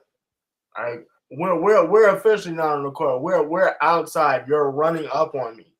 Hey, like you run. I ain't gonna lie to you, bro. I'm liable to hit you at that point. Hey, I'd have handled that off the court. Ain't nothing here in NBA now. No, because we not inside the building. I'm getting into my car. Witnesses are there. You're heckling me. I'm about to punch you, bro. Hey, yeah, it ain't NBA no more. Outside the building, it ain't NBA no more. And get reckless, Mom, Dad. Like, we all know there's a difference, right? There's the one fan that they throw out because they don't like how he's heckling them, but it's all, like everybody around you is saying, nah, it was cool. He was just, talking regular trash. It wasn't nothing crazy. And then there's LeBron, man. You watch your mouth, woman. Which is one of the greatest NBA clips ever. Shorty, I can't hear you. I can't hear you. I don't know. But I just feel like I go hard on this topic, so I tell you what. I'm with it though. Because I feel like don't y'all feel like there's a safety put in place for the fans?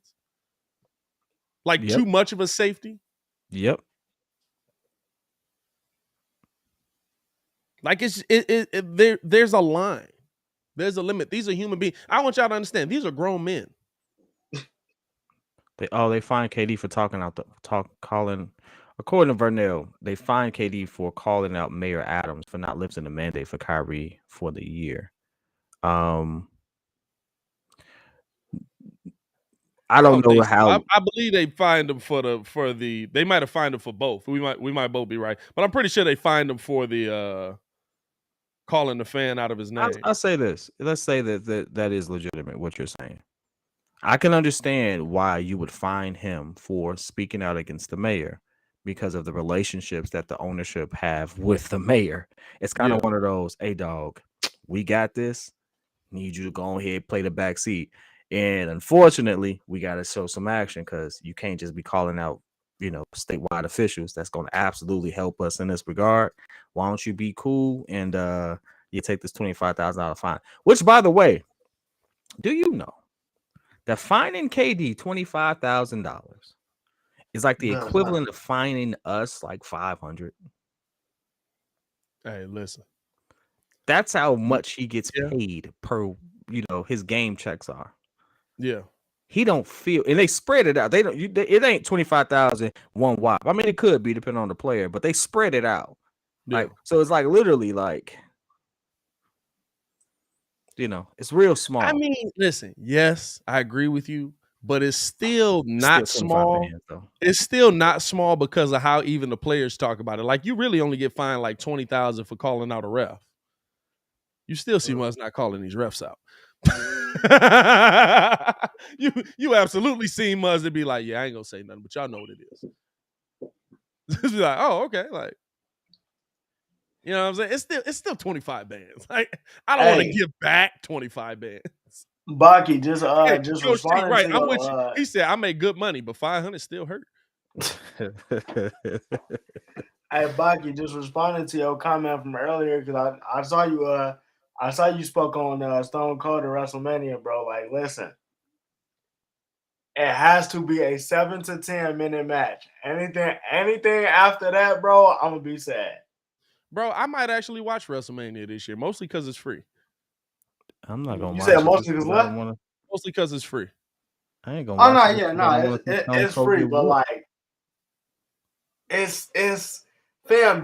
I can't have my man's out here like the Undertaker was a couple of years ago when Brock Lesnar broke the streak. Like that man was like. But this is the weird thing about WWE, dog. Like, they can't find another star. But see, the thing is that they don't want to make them. They They don't can't want to find make them. another star, bro. Like, They have to have everybody that's AJ Crit, we legitimately. talking If you sports come over, entertainment, bro, man. you're 35 at minimum. It's free at for. minimum. I shouldn't say it's free. It's free for me because I have Peacock. You're 35 at minimum. I think he can at least do a 10-minute match. I'm not trying to have it be like a Goldberg match where it's like, Man, you stop, start bro. the We used match, to see. Hey, listen, I'm about Hulk to Hogan spear was you. how old still getting it in with The Rock, bro? Hulk Hogan was like 55 out here still getting it in with The Rock, 30-minute matches, bro. He was in shape. Even when the Rock wrestled John Cena, the Rock was in shape. Hey, listen, you don't think Stone Cold in shape? I'll pass, dog. Fam, this man is out here promoting the IPAs. Come on now, bro. I love Stone Cold the way that I remember Stone Cold. He was slamming beers while working out while he was in the WWE, dog. This ain't nothing new. Hey, look. Stone Cold is I'm telling you right now. I'm telling you right now. You said beer? That's just water to him. You said what? That's beer is just water to him. I mean, hey fam, did y'all ever notice like some of the people didn't notice it was real beers at first when he first started doing it? Yep. When he first starts doing it, people don't think it's real beers until he gives them one and they take a sip and they like like that's a real they allowed him beer. to do this? Like, yeah, dog. Hey, before he spilled half the beer out just doing what he was doing. He ain't finished. Tell me one beer you saw him finish, because I ain't seen one. Never is finished. It's half on his shirt. He would do the slam and then the chug, but how much of the beer is actually getting into the mouth is the question. At minimum, it's like a sip or two. Like at minimum. That man ain't doing no thing. He just wasting the beer. Hey, He's just wasting the beer. The problem is, man, I don't know if I want to see the match though. I'm gonna watch it. I'm gonna watch it just off of the love of it that Stone Cold is coming back. I ain't gonna lie to you though. When that man, I'll be watching his podcast sometimes because he's hilarious just in general. And somebody asked him like, who's the person that like hits you and actually hits you hard? And he was like Booker T. And like they showed the match, and he said, I really wanted to knock Booker T out when I threw that punch back at him. That's how strong Booker was. Because he accidentally came in and hit him for real. And that man came back and was like, and Stone Cold was looking at him like, did you just hit me? Like, what the like, this is entertainment. You know this is fake, right? Oh man. You know what I'm saying? A7. He probably do. Oh, because most of the time he just spilling it, and then it's on the dude. Hey, it is weird that we found so much enjoyment about a dude that literally was pouring liquid over his body, and that's all he was doing, and then going to rest. Find the most like weirdest way to say something, Pat. Good Lord. My bad, dog. You can't even make that more. You know what I want to say. You can't even make it more of that. God dang, Pat. Now I'm just I got a bad taste in my mouth now for some odd reason. It's like, that's a poor taste. That's a poor choice of words on your part, right there, buddy. I mean, Alex, that's the reason why I'm saying that the match can't go more than 7 to 10 minutes. This man is drinking his own IPA. Hey, here we go. What? What? Heart in the comments. What? Hey, pause of the week still goes to Ringo. I don't care what nobody say. Pause of the week. No, Pause of the week goes to Ringo. Hey, no, listen. Come on, bro. Come Hey, on. kid. Come I couldn't on. even put that clip out. That man said out of nowhere. Hey, Zach LaVine is looking kind of fresh out here, though. He knew what I meant. It wasn't that. I was like, why are you licking the lips? It wasn't that. It wasn't that. Why are you smiling so hard? What I meant was he was looking fresh taking the ball to the basket. My lips got chapped. Bro, because he didn't take it. He was looking. What does your lip getting chapped have to do with him taking the ball to the Bro, basket? What are we talking about? It was just bad timing, dog.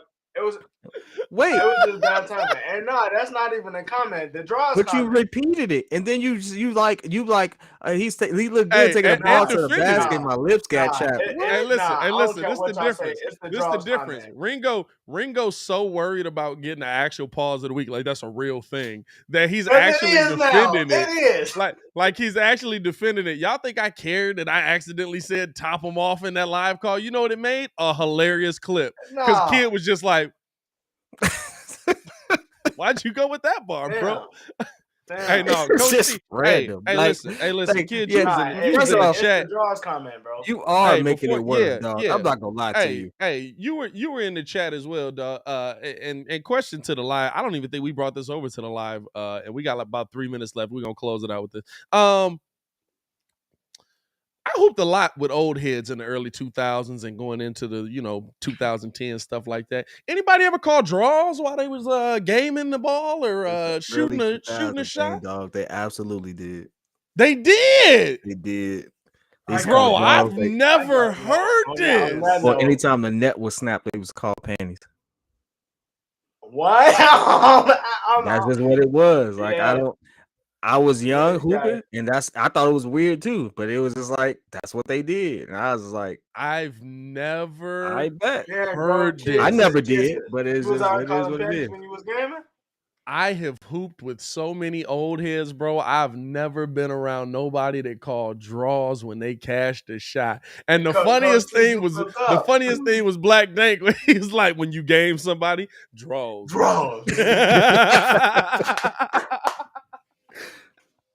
Hey, bro. It was a dude who used to hoop with. I forgot his name, but he used to have two sayings. It was "Pal B," like he literally say "Pal B," like anytime he games you or draws. And I never. Hey, listen. I've heard wet. Between the two of them, he would do it so disrespectfully that I would rather him say draws than Pal. Is that how we changed it? Maybe that's how we changed it. We was wild. Did we turn it into wet? Which isn't better. Because I know that's what we said. When we would shoot, if I knew it was cash, it would be that's wet. Hey, because we did, when we put the shot, that's wet. That's wet. We did say that. But why did we say wet? Out of all the things we could have said, I don't know. I don't know. Like, there's nothing wet about the ball going through the reference before was worse. Like, what made us say that? Hey, but you saw the announcers stop saying it too, because they was like, "Oh, that shot by Steph Curry is wet." I'm like, I don't know, bro. That's. I don't know. That's actually a good question. Now we got to sit here and go do the history of the Ebonics. You know what I'm saying? Hey, listen. Hey, you do the history. That's not in my browser history. No, that's not us. That's you. That's not going in my browser history. What is the origin of that's wet? That makes sense. That makes sense. Wet is from Splash. Okay, Splash is cool, but why did we turn Splash to? Come on, Black Dank, you got to relax, brother. Hey, man, on that note, we going to get up out of here, man. What you mean by that, my boy? I'm a Hey, we going to get up out of here, man. We appreciate y'all for tuning in and rocking with us for another show, man. That makes sense, though, from the Splash, that shot wet. I give you that one, Chicago Guards. Shout out to you for that one, man, so that didn't have to be in kids' browser history, and his wife had to ask him about that. Oh, listen, I'm secure in mine. Whatever comes up, comes up. I just want to do the historical context of it. I mean, it is. Nah, it's just your searches is. Hey, I have no shame in It's my off the game. I wall. know who I am. Like, As always, man, it's your boy Pat the Designer, joined by the pettiest man alive, Mr. P Kid, and of course the man formerly known as Ringo J. Stefan the Don. No live call tonight, but we will have some more content coming y'all way on the channel today. Appreciate all the love, man. And my new gaming PC is here, so I'm finna get that mug up and running. Hey, we not finna have him for the rest of the day. Y'all stay safe out there, I man. can't wait to put it together. Peace.